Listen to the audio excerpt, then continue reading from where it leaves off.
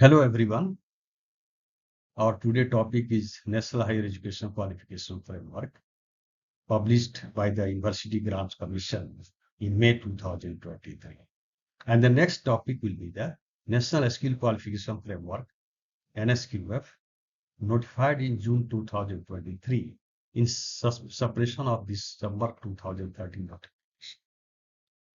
So this is the National Higher Education Qualification Framework Guidelines, published in May 2023. So what is Nheqf? National Higher Education Qualifications. It is an instrument for the development, classification, and recognition of qualification along a continuous level of 4.5 to 8, with levels 1 to 4 in school education. You see that we are not going to talk about 1 to 4. We are talking about the higher education qualification framework. That means it is going to begin from 4.5 to 8. So one can see the details in the guidelines. Here we are going to talk only in the brief about the Nheqf. So first we can see in the guidelines, it has been given types of qualifications. For example, UG certificate, UG diploma, bachelor's degree, honors with research, postgraduate diploma, master degree, doctoral degree, and qualification title or nomenclatures. As nomenclatures means UG certificate, UG diploma, BA, BCom, BBA. So types of qualification and title has been given in the tabular form. Next, we can see Nheqf level. So as I told you that it begins from 4.5 to 8. And examples of higher education qualification located within each levels like UG cert, UG diploma have been given. Details have been given in the tabular form. So next we can see what Nheqf envisages that students on a completion of program must possess and demonstrate the expected graduate attributes. So third is related with the, actually in Nheqf guideline, section and subsections are given. So graduate attributes have been also mentioned in details. So what it says that, hence graduate attributes consisting of type of learning outcomes. What are the various types of learning outcomes? For example, learning outcomes that are specific to disciplinary or industrial area of learning. And the second, the learning outcomes descriptors. That means all the different learning outcomes have been explained, right? Descriptors are there. For example, graduates should be able to demonstrate the acquisition of, likewise, the many parameters have been given in the table itself, have been explained in NHQF. The next point says that the Nheqf level descriptor at every Nheqf level, right, 4.5 to 8, element of the descriptor, right, knowledge and understanding, and many more. And the next point, Nheqf level descriptor relating to different level. That is, the graduate should be able to demonstrate the ability, have been explained in a table. So the level descriptors, what it reflect? It reflects the expected outcome of learning that should be achieved and demonstrated by the graduates. The next point, Nheqf qualification specifications explain the various expectation of qualification by, right, which we have discussed in the previous slide. What are the various type of qualification and purpose of qualification? That means why the particular type of qualification is required by the students, right? So what are the expectation? Stating that how the degree qualify the students for knowledge applications. Nheqf level qualification title, credit requirements has also been mentioned in tabular form. So for different credit level, for different Nheqf level, the credits have been assigned. For example, for first year 40 credit, second year 40 credits, third year 40 credits, right? For 4 UG programs. And in the Nheqf guidelines, the letter grades and grade points have also been given. For example, for 10 grade points, the students can get outstanding. For 9 grade points, the students can get A plus, or that is called excellent. Likewise, other grade points are given. And the credit accumulation redemption facilities should also be provided by the university through the academic bank of credit. That means credit should be transferred in the ABC, academic bank of credit account, for the students. So this is about the, in brief, about the Nheqf. Now we can see the National Skill Qualification Framework. So under the Nsqf, first we shall know about the NCVET, National Council for Vocational Education and Training, which was established under the Ministry of Skill Development and Entrepreneurship, MSDE, Government of India. So once you are going to click on this link, you will get the details about the NCVET. So under the policy and guidelines of this link, one can see the Gazette notification on Nsqfs and other details are given. The NCVT was established as a regulatory body by the Government of India through Gazette notifications dated 5th December 2018, which is functional from August 2020. And NCVT has been entrusted with the development, qualitative improvement, and regulation of vocational education and training for granting recognition to and monitoring the functioning of awarding bodies, assessment agency, skill information providers, training bodies, and to perform other incidental functions as specified in the notifications. The NSQF is anchored, is NCVT, and its implementation is ensured through the NSQC, National Skill Qualification Committee, which has been reconstituted with the representations of different organizations. For example, Central Ministry, Niti Aayog, UGC, CBSE, right? SSDMs, DGT. So these are these are involved in the National Skill Qualification Committee, and these are fully empowered for the implementation of NSQF. So subsequent to the notification of National Credit Framework by UGC on 10th April 2023, the National Skill Qualification Framework has been revised and notified on 6th June 2023 in separation of the previous notification, which was notified in December 2013. So many changes have been made in the NSQL. So what are the need and why need has occurred for the NSQ? What was the requirement? Actually, there was a negative perception associated with the vocational education and training, and hesitation among the youth that an individual will not be able to acquire higher degrees and qualification. So there was a negative perception or hesitation among the people, among the learners who will be going through the vocational education and training, right? So options of clear pathways of learning and progression, especially on the vocational education and training front, with no clear provision for vertical and horizontal mobility. So this was the problems, right? That's why the NSQF came. Lack of uniformity in the outcomes associated with the different qualification across awarding bodies, an institution which often led to problems in establishing equivalent certificate, diploma, degree in different parts of the country. Here I would like to say that in the next lecture we shall talk about the National Credit Framework, where the four words are very frequently it has been used, like alignment, right? Integration, intermingling, equivalence.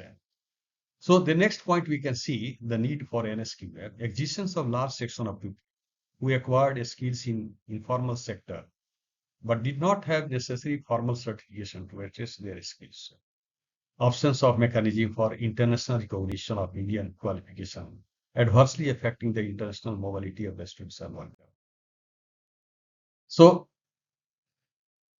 why NSQF was sought, right?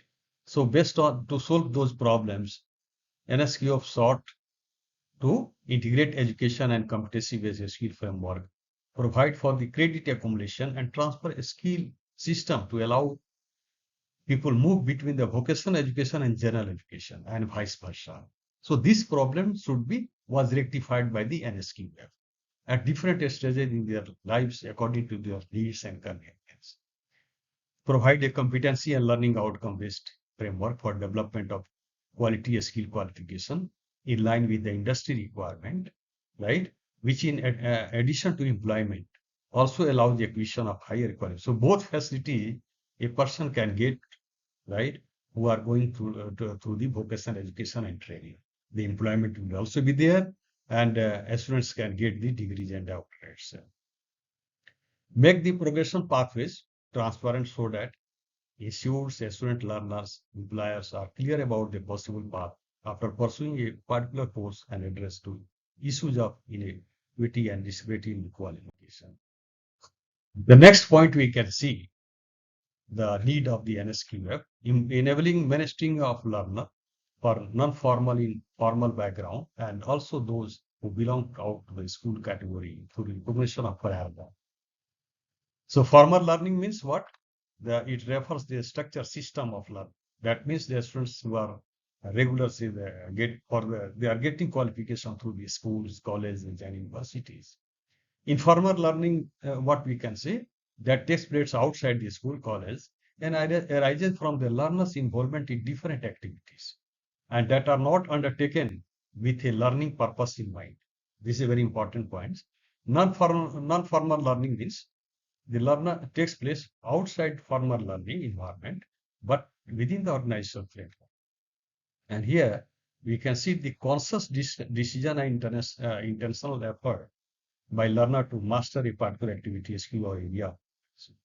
So RPL, recognition of prior learning, means assessment and certification of individuals with prior learning experience or skills towards the gaining a qualification.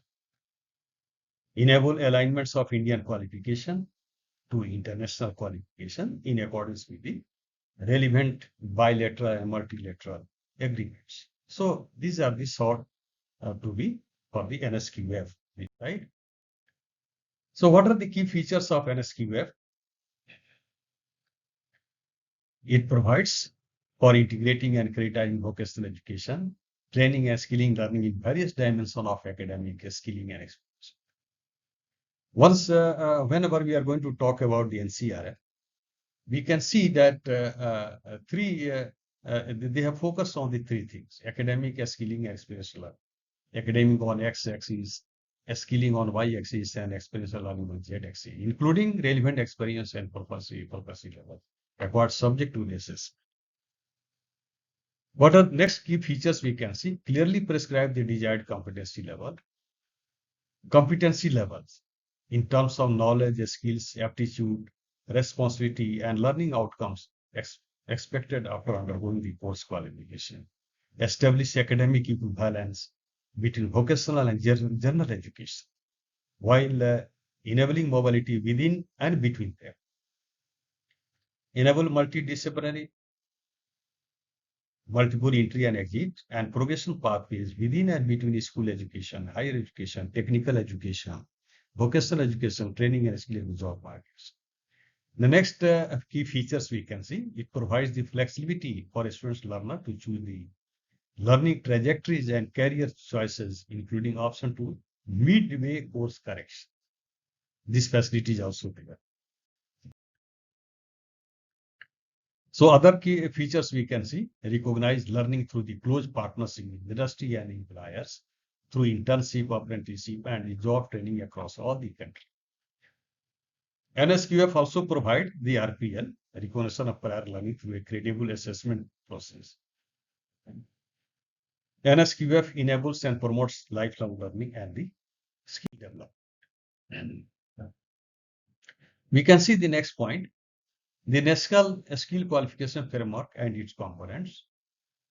NSQF level descriptors is an NSQF is an outcome and competency-based framework which is composed of level 1 to level 8. So we can see it starts from level 1, level 2, level 2.5, 3, level 3.5. Likewise, it goes up to level 8. Whereas in case of NHQF, we have seen that it starts from 4.5 and goes up to 8. So each level represents the different levels of. These are the four important terminology: 5 skill, complexity.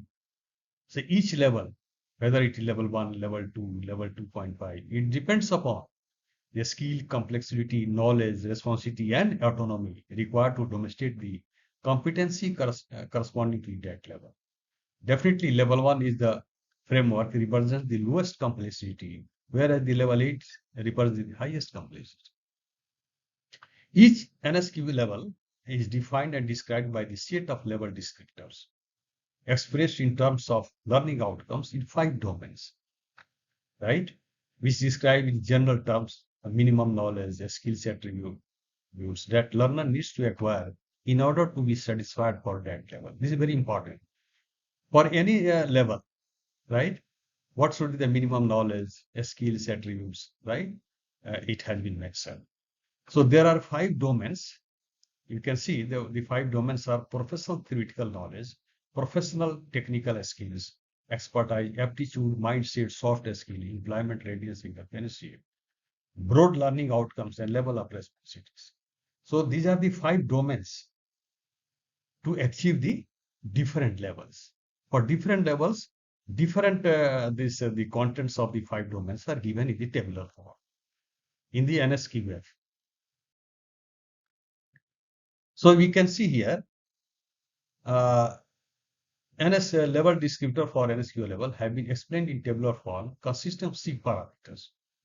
Why I'm writing here 6 parameters? Because the column 1, which indicates the NSQF level, and as I told you, the remaining 5 domains are also explained in the previous slide. So here, what I'm trying to say that in addition to this, the other domains, the domain 2, 3, 4, 5, what are the 6, right? In addition to the, what are the 6 level of the job under the NSQF levels? Level 1 indicates the responsibility of the helper, level 2 assistant, right? Level 2.3 to 2.5 to 3 ITI after 8, right? The level 2.5, the learner or the person or the learner should have the will be junior technician, level 3 skilled worker technician. Level 2.5 to 3, and what does it mean ITI after 8? Means a learner attends level if they enter in ITI, enter an ITI after the completing class 8, including all 5 domains. That means you see, except the NSQF level, the 5 domains are there, right? So ITI after 8, okay? So these are the, actually we are talking about the responsibility. Other contents are also given in the tabular form of the NSQF. So level 3.5 to 3.5 to 4, ITI after 10. Level 3.5 senior skill technician, level 4 high skill master technician. This should be the responsibility in addition to these parameters. These parameters has also to be satisfied by the person. Similarly, level 4.5 to 5, which is equal to UG or diploma. Okay, the UG certificate as we have seen in the NHQF, UG diploma, UG certificate, UG diploma. But we are talking about the responsibility in case of NSQF.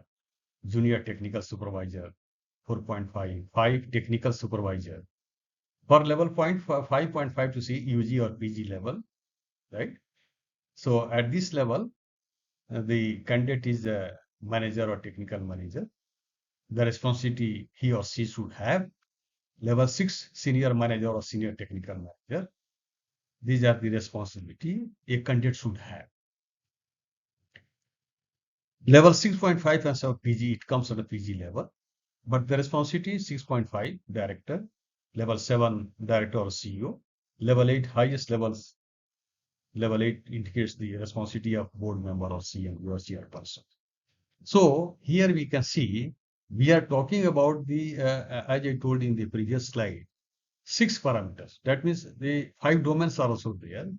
So for different levels, 5 domains have been given. So out of 5 domains, I talked about the different responsibilities. In addition to that, what are the various quality and qualification of the knowledge the candidate should have, right?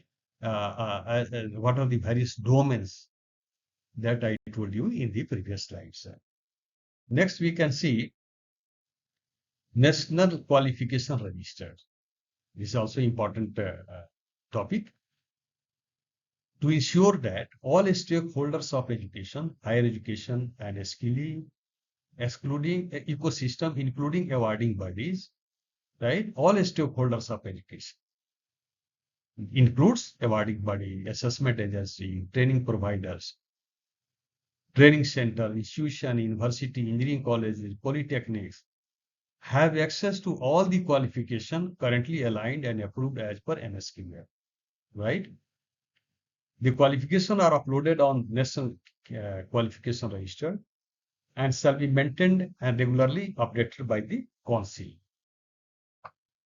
We can see here the NQR will be official national public record of all the qualification aligned to Nsqf levels, approved by NSQC, National Skill Qualification Committee. The qualification register will be made available on the web portal and regularly updated. So if you are going to click this link, we shall get the various components, various parts, points.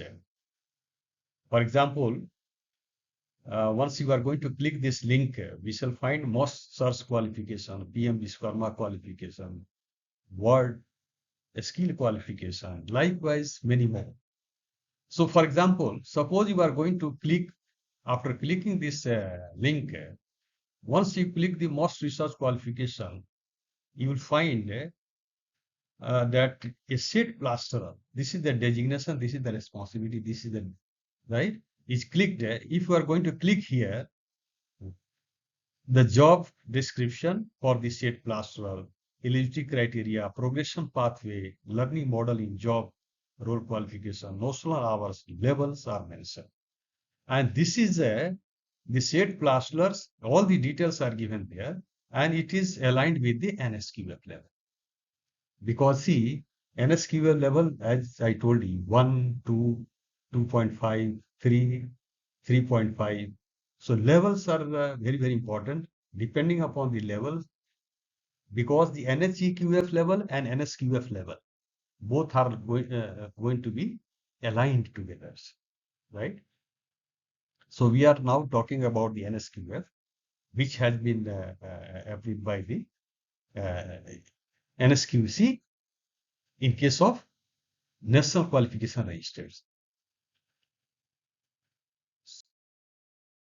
So NQR shall list all the current and past qualification aligned and approved as per Nsqf, along with full details of its name, code number, sector, awarding body concerned, date of approval, currency, RCB, etc. NQR will reflect the current qualification aligned, which are available or being provided by various stakeholders.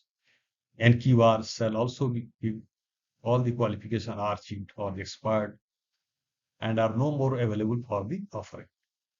It shall be responsibility of the stakeholders concerned who shall check the currency and availability of qualification on NQR before offering the same in skilling ecosystem. So what I'm trying to say that National Qualification Registers, how it is aligned with the Nsqf, right?